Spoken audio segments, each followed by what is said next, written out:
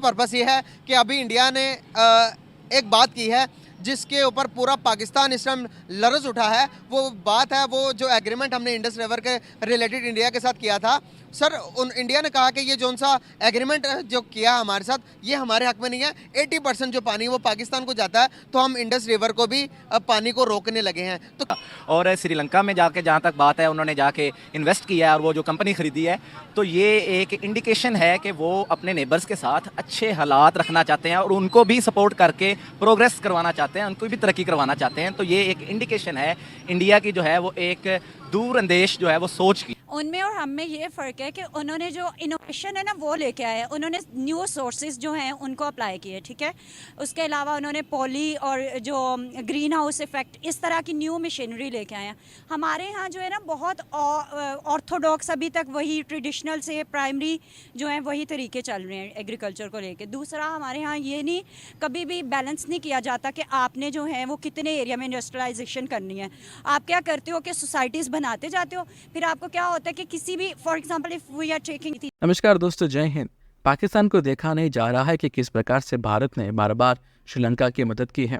भारत ने हमेशा से ही अपने पड़ोसी देशों को काफ़ी मदद की है, पर हमेशा उन लोगों ने काफ़ी बुरा फायदा भी उठाया है, जिसमें से मालदीव्स है और पाकिस्तान भी है। अब पाकिस्तान चाहता है कि भारत पाकिस्तान को काफ़ी बड़ी मदद करे और उसको कर्जे से बाहर निकाले, क्योंकि उसके पास कई सारे उदाहरण हैं, जैसे कि बांग्लादेश हो गया, श्रीलंका और मालदीव्स भी। पाकिस्तान चाहता है कि भारत के साथ ट्रेड फिर से शुरू हो जाए, जिससे पाकिस्तान की बढ़ी हुई महंगाई कम हो जाएगी और भारत और पाकिस्तान के संबंध भी थोड़े बहुत अच्छे हो सकते हैं।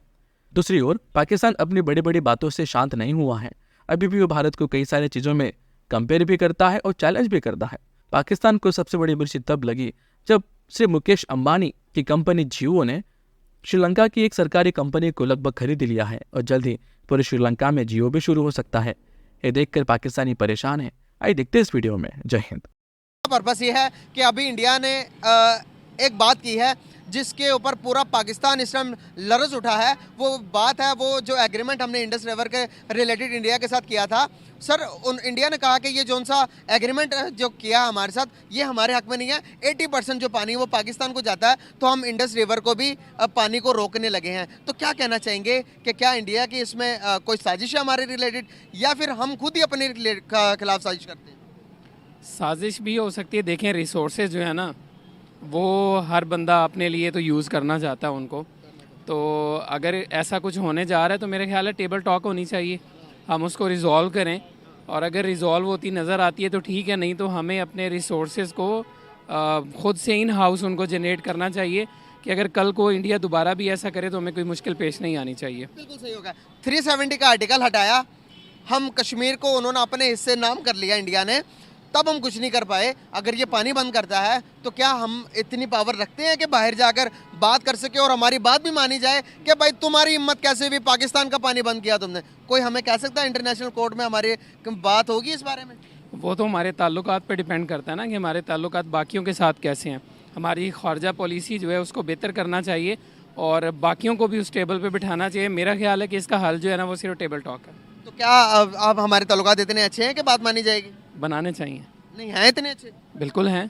किधर पाकिस्तान अपनी एक हैसियत रखता है और जितने भी डिफरेंट कंट्रीज़ हैं जिनका इंडिया के साथ जो अपने असर रसूख इस्तेमाल कर सकते हैं उनको इसमें इन्वॉल्व करें, उनको ड्रैग करना चाहिए। और अपने इतने ताल्लुकात कर रहा हूँ उसके लिए सॉरी, जितने अगर हमारे इतने ताल्लुकात अच्छे हैं तो 370 के आर्टिकल पर बात क्यों नहीं करवा पाए हम?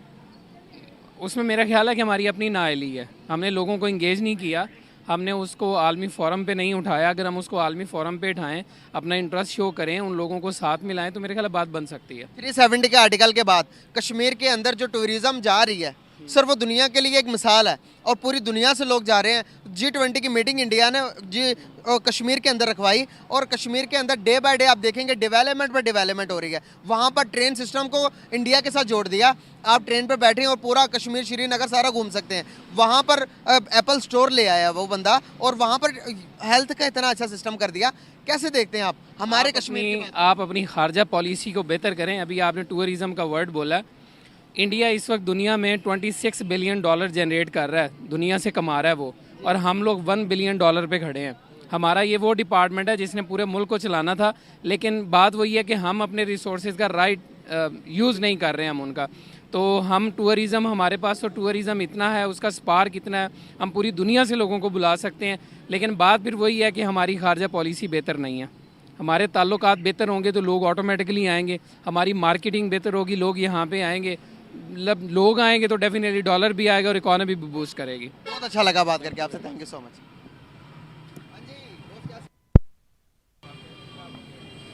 जिसमें एक किसान इंडिया का पाकिस्तान की प्रोडक्ट से अपनी प्रोडक्ट्स का मुवाजना कर रहा था और वो बता रहा था कि यहाँ पे अगर किसी ने ट्रैक्टर पाकिस्तान में ख़रीदना है तो उसकी कीमत लाखों में बल्कि अच्छा खासा करोड़ों में चली जाती है, जबकि वो जो ट्रैक्टर्स अपने प्रोवाइड कर रहे हैं वो ऐसे जो आम किसान वो अफोर्ड कर सकता है। और इसी तरह खादें हैं या मुख्तलिफ़ किस्म की जो उनको चाहिए होती हैं ज़रूरियात ज़िंदगी के लिए या अपनी ज़राअत के लिए, वो कीमतों में ज़मीन आसमान का फ़र्क है। कुछ एज अ लेक्चरर जो है मैंने बहुत सारे अपने स्टूडेंट्स को ऑब्ज़र्व किया, खुद भी एज अ लेक्चरर मैंने बहुत सारी चीज़ों को ऑब्ज़र्व किया। आप जिस तरह से मैं आपको पहले भी कहा है कि आप अपने लिबास को एक लिमिट में रखें। यहाँ पर कुत्ते के साथ रेप हुआ था, गधे के साथ यहाँ पर रेप हुआ था, तो क्या वो भी ठुमक ठुमक के चल रहे थे जो मर्दों को काबू नहीं रहा अपने ऊपर? वो तो एक स्पेसिफिक मर्दों की कैटेगरी है ना। छोटी बच्ची के साथ, जैनब के साथ रेप हुआ या नहीं हुआ? अबाई वली के साथ मोटरवे पे रेप हुआ या नहीं हुआ? देखिए वो एक मर्दों की स्पेसिफिक कैटेगरी है जो कि वो आप चाहे उनके सामने बच्चे को ले आए, बिल्ली को ले आए, कुत्ते को ले आए, वो करेंगे ये चीज़ें, ठीक है। लेकिन ओवरऑल आप सारे मर्दों को इस कैटेगरी में जनरलाइज नहीं कर सकते। फिर क्या करें, औरतें क्या करें? औरतें कुछ भी ना करें, औरतें बस अपने कैरेक्टर को स्ट्रॉन्ग रखें, बस मेरे ख्याल में तो ये सबसे ज़्यादा इंपॉर्टेंट है। और यही चीज़ मर्दों पर भी अप्लाई होती है कि अपने कैरेक्टर को ठीक रखें। हाँ, मर्दों पे औरतों पे दोनों पे ही अप्लाई होती है। अगर आप इस्लामिकली भी देखा जाए तो सिर्फ मर्दों को हुक्म या औरतों को हुक्म नहीं, इस चीज़ को दोनों को इक्वली कहा गया कि अपने कैरेक्टर को आपने इक्वली स्ट्रॉन्ग रखना है। ना वो रूल्स सोली औरतों पे रेगुलेट होते हैं कि औरतें ही अपने आप को सिर्फ प्रोटेक्ट करें, मर्दों को ही कहा गया पहले तो अपने आप को। यहाँ पर ये बोल दिया गया था कि 10 बजे के बाद औरत घर से बाहर ही क्यों निकलती है, तो जिनकी वजह से नहीं निकल पाती उनको आप घरों में कैद कर दें। पर क्राइम बढ़ेगा, फिर क्राइम बढ़ेगा, ठीक है। और कितना क्राइम बढ़ना है यहाँ पर, अभी ऑलरेडी बहुत बड़ा हुआ है। जब एक आम आदमी या खुदकुशी करेगा या भूखा मरेगा तो वो अपने बच्चे को खिलाने के लिए कुछ ना कुछ ऐसा करेगा कि मैं लेके आऊँ, वो अपनी जगह पे सही होगा, वो रोटी खाने के लिए क्राइम करेगा। अब तो हालात ही हो गया। क्योंकि देखें हमारी जो एक्सपोर्ट है वो भी नीचे गई है और इसके अलावा जो हम लोग स्मोक से जो है वो हमारा नुकसान हो रहा है वो अलग है एक तरह से, उसके बारे में भी हम लोग इतना कुछ कर नहीं सके हैं। जहाँ तक आ रही है, आप बिल्कुल अगर एग्रीकल्चर की बात कर रही हैं तो आप देखें कि कीमतें कितनी बढ़ गई हैं। लोग जिसे कहते हैं किसान परेशान है।